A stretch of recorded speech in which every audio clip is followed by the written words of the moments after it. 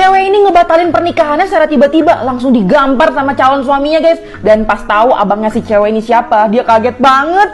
Jadi si abangnya ini ternyata bos besar gitu. Dan waktu itu adeknya si yang cewek ini itu minta izin ke abangnya untuk minjem mobil, katanya mau nikah. Abangnya langsung kaget dong karena cowoknya itu orang gak bener. Abangnya langsung marah-marah dan nyuruh dia ngebatalin pernikahannya. Tapi karena udah terlanjur cinta, akhirnya dia malah kabur dari abangnya. Ceweknya ini tetap maksa mau nikah sama pacarnya. Nah si cowoknya ini udah gak punya duit, diatur terus sama kakaknya. Tapi karena mobilnya gak datang-datang, gak dipinjemin sama si abang cewek tadi, akhirnya mereka pergi langsung ke rumah ceweknya pakai mobil sewaan. Dan karena emosi, dia sama kakaknya langsung ngedobrak pintunya untuk masuk ke dalam. Di sini ceweknya yang tadi lagi sama teman-temannya seneng mau nikah, tiba-tiba langsung dimarahin sama dia sama kakaknya juga. Tapi temannya si cewek ini diem-diem nelpon ke abangnya nih untuk di loudspeaker. Dan di sini abangnya datang buat belain adeknya. Lanjut part 2. Udah bentar lagi nikah, ceweknya malah ngebatalin pernikahannya. Dan cowoknya langsung kesal, langsung digampar kayak gitu. Tapi gak lama dari sini, abang ceweknya dateng. Ternyata kakaknya si cowok ini ngatur banget guys.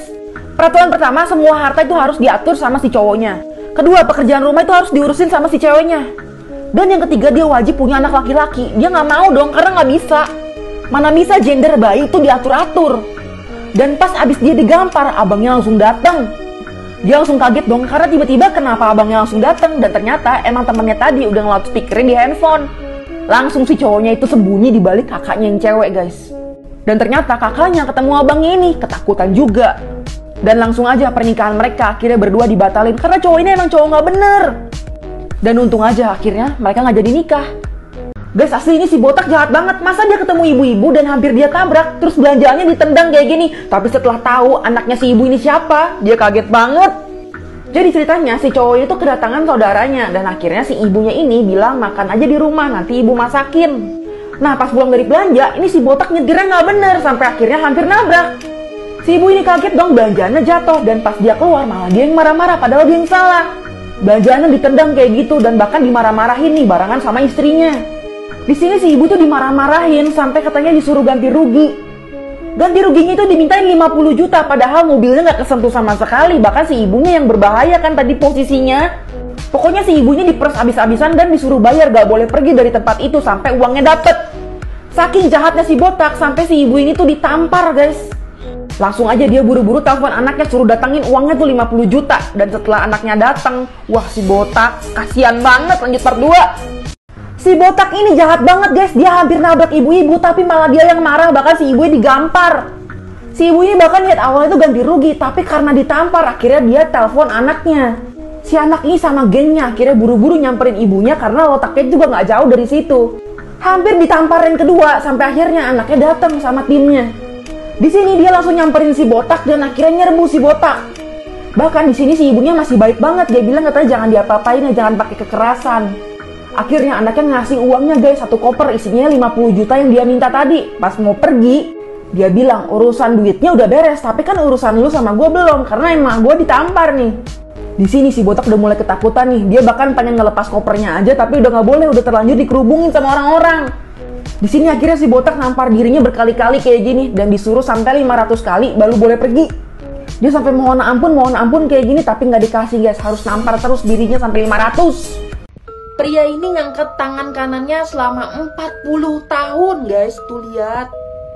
Kebayang gak sih kalau kalian umurnya baru 17 tahun, itu turunnya di umur 57 tahun. Namanya itu Sadru Amar Abrati. Dan dia udah ngangkat tangan kanannya itu selama 40 tahun dari tahun 1973. Seperti kalian lihat, itu tangan kanannya itu udah mulai mengecil ya, jadi kayak cuman tulang dilapisi dengan kulit aja. Sedangkan yang tangan kirinya itu masih tebel, masih sehat.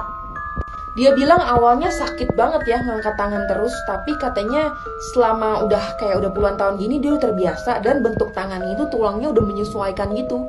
Jadi kayak semi vertikal gitu dan dia udah nggak ngerasain apa-apa lagi. Dan dia bilang itu adalah merupakan sebuah pengabdian dirinya kepada Dewa Siwa. Kemampuan ajaib yang dimiliki oleh mantan Presiden Indonesia yaitu Gus Dur yang bisa tertidur tapi sambil sadar akan sekelilingnya. Jadi katanya dia itu sering banget tertidur di acara penting ya, misalnya kondangan, terus abis gitu pertemuan sama Perdana Menteri Luar Negeri, sidang DPR, itu selalu dia tertidur, bahkan katanya norok gitu, ketahuan. Tapi giliran ditanya sesuatu mengenai tadi tuh bahas apa sih, dia bisa langsung bangun terus ngejelasin apa aja yang tadi udah didiskusiin gitu. Jadi kayak kesimpulannya apa dia bisa tahu, jadi dia bisa tidur tapi otaknya tuh kerja. Kata beliau itu katanya gampang, itu cuman masalah kita bisa nggak mengontrol diri kita. Kalaupun tidur kesadaran tuh nggak hilang, dan semua itu dibiasakan dan bisa dilatih katanya. Laki-laki ini kaget ketika pagi-pagi buta nemu kulkas di tengah jalan. Ternyata pas dia buka isinya nyeremin banget.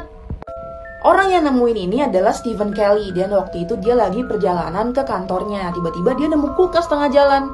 Awalnya dia nggak curiga karena emang banyak banget orang di Kanada sana yang naruh barang-barang bekasnya itu di depan rumahnya gitu. Cuman kali ini dia buka kulkasnya. Pas dibuka ternyata isinya ada mayat laki-laki sekitaran umur 20 tahun. Dia coba gedor-gedor kulkasnya gitu kan 3 kali ditendang-tendang.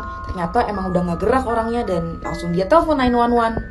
Ternyata emang laki-laki itu korban pembunuhan dan warga sekitar bilang kayaknya ini bukan orang sini, dan itu merupakan orang yang emang dimasukin kulkas, terus kulkasnya dari jauh tempat dari mana tiba-tiba ditaruh di situ.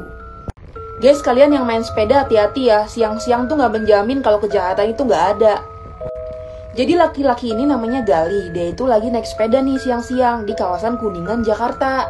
Tiba-tiba katanya pas dia lagi ngegoes, ada orang naik motor boncengan berdua, itu langsung ngebekep leher dia gini nih, langsung dirangkul.